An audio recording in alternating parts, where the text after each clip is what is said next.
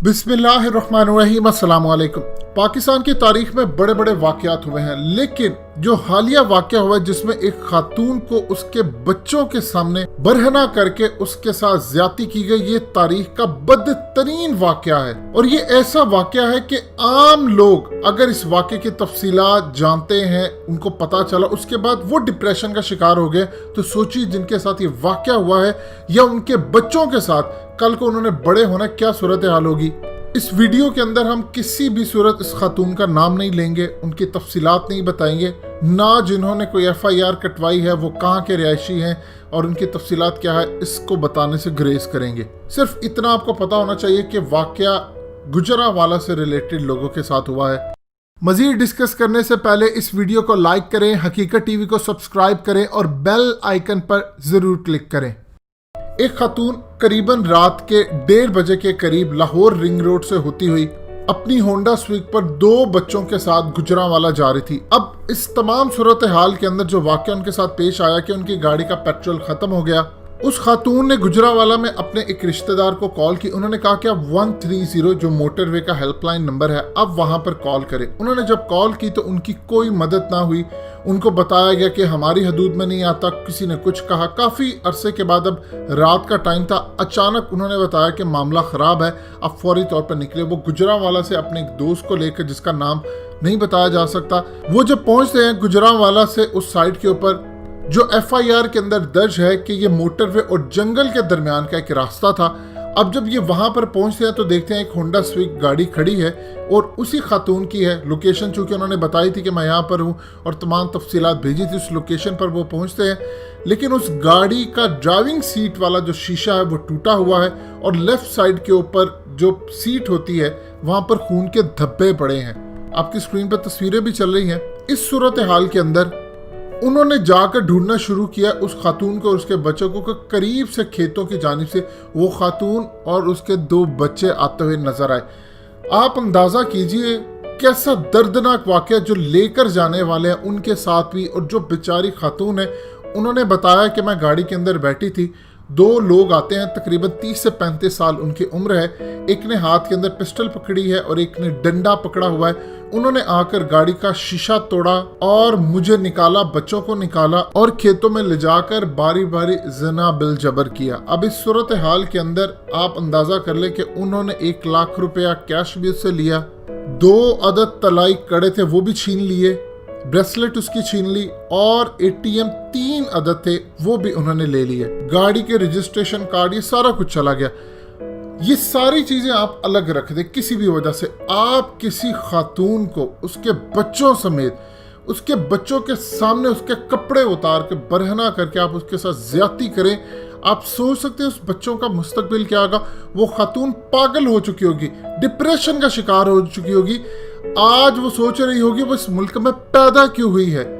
आप जितना मर्जी जो कुछ मर्जी कर लें, उसको जितने मर्जी पैसे दे दें, उसकी ज़िंदगी बेहतर करने की कोशिश करें, वो कभी बैक टू नॉर्मल नहीं जा सकती। क्या ये बच्चे कल को आगे बढ़कर किसी स्कूल, यूनिवर्सिटी, जब इनके रिश्ते होंगे, क्या ये स्टेबल हो सकते हैं?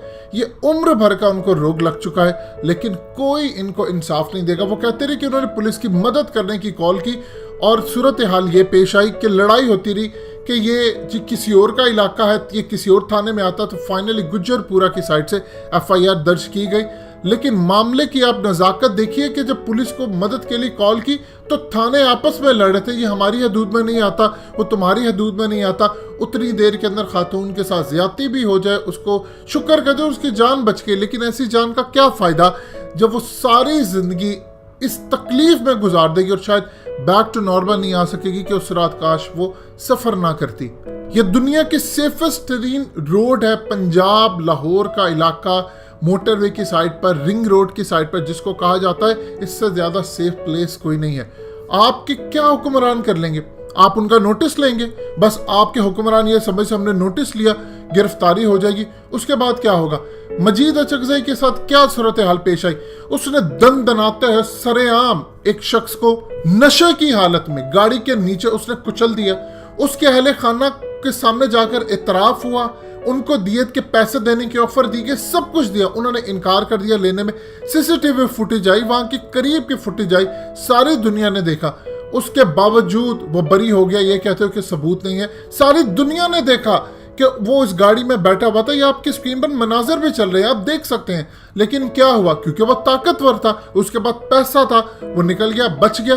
کیا نبی پاک صلی اللہ علیہ وسلم نے فرمان دیا ہے تم سے پہلی قومیں اسی لیے برباد ہوئی جب ان کے ہاں بڑے چوری یا جرم کرتے تو ان کو سزا نہیں دی جاتی تھی، لیکن چھوٹا کرتا پھر اس کو سزا دی جاتی۔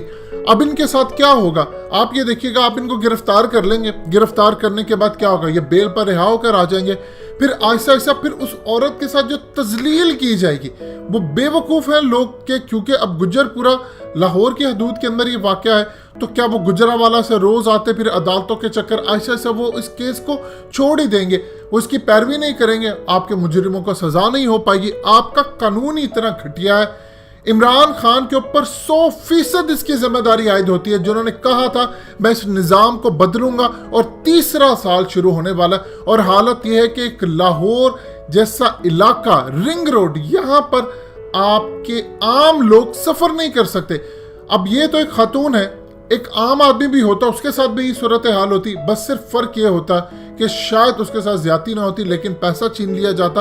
یعنی اگر کسی کا پیٹرول ختم ہو جاتا ہے، وہاں پر وہ پولیس کو مدد کے لیے جاتے ہیں۔ آپ موٹر وے پر جب چڑھتے ہیں، رنگ روڈ پر چڑھتے ہیں، آپ پیسے دیتے ہیں، ٹیکس دیتے ہیں، اور اس ٹیکس دینے کے بعد آپ کے وہاں پر لوگوں کی تنخواہیں آپ کے ٹیکس کے پیسوں سے چلتی ہیں، اور آپ انہیں کال کریں اور پھر وہ کہتے ہیں کہ ہماری حدود میں نہیں آتا۔ کیا پولیس کا نظام بہتر ہوا ہے؟ تیسرا سال ہے عمران خان کی حکومت کو، آپ نے کوئی نظام بہتر کیا؟ آپ 5-5 6-6 آئی جیز بدل جاتے ہیں، لیکن اسی طرح کیونکہ آپ کے ارد گرد پورا مافیا بیٹھا ہوا ہے، وہ آپ کا نظام بدلنے نہیں دے گا۔ آپ کا عدالتی نظام ناکارہ ہو چکا ہوا ہے، بری طرح فلاپ ہو چکا ہے، لیکن آپ نے اپنی تقریر میں کہا تھا کہ وہ چیف جسٹس کے ساتھ ملیں گے، جا کر اس نظام کو بہتر کریں گے، نہیں ہوگا۔ اسی طرح حال ہی کے اندر اسرائیل کے اندر ایک واقعہ ہوتا ہے جہاں پر قریباً ایک ہوٹل کے اندر 30 کے قریب لوگ ایک لڑکی کے ساتھ زیادتی کرتے ہیں، اور باری باری کی جاتی ہے، لیکن بعد میں جب اسرائیل کی پولیس نے اس واقعے کی تحقیقات کی تو 16 کے قریب لوگوں کو انہوں نے چند دنوں میں گرفتار کر لیا۔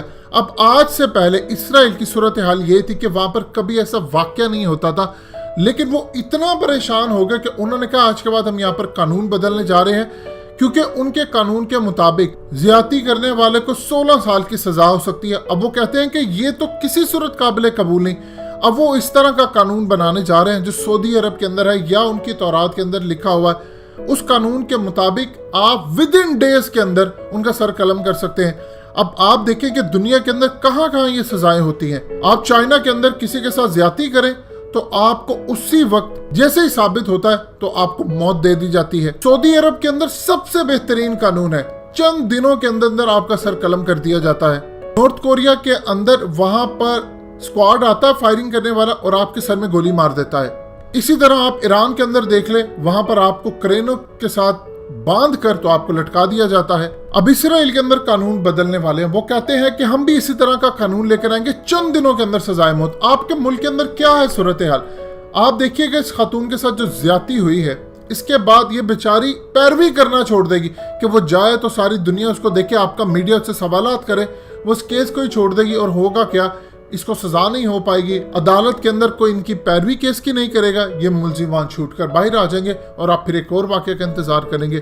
ڈوب کر مر جانا چاہیے اس ملک کے حکمرانوں کو بھی، ان ریاست کے کرتا دھرتاؤں کو بھی، کہ آپ اس ملک کے اندر ایک چھوٹا بیسک لیول کا انصاف نہیں دے سکتے۔ اور بات ہم لوگ کرتے ہیں ریاست مدینہ کی۔